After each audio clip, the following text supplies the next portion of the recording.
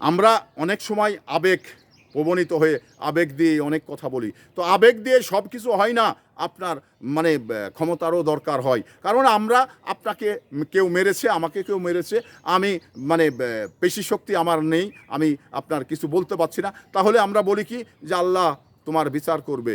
এই কথাটা কিন্তু আফসোসের কথা, এই কথাটা কিন্তু করুণার কথা, কিন্তু আসলে করুণা দিয়ে মানে আবেগ দিয়ে সব কিছু আপনার সমাধান হয় না। তো এখানে আপনাকে যে অন্যায়ভাবে মেরেছে, আপনিও যদি পারতেন বা আপনার যদি সেই সক্ষমতা থাকতো, তাহলে যদি আপনিও মারতে পারতেন, তাহলে কিন্তু আপনাকে দেখে ওই ব্যক্তিও ভয় করত, আপনিও কিন্তু তাকে দেখে ভয় করতেন, এই বিষয়টা পুনরাবৃত্তি হতো না। তো এই জন্যেই আমরা বলি যে আবেগ দিয়ে আপনার করুণা দিয়ে সব কিছু মানে দখল করা যায় না এবং আপনি পারবেন না।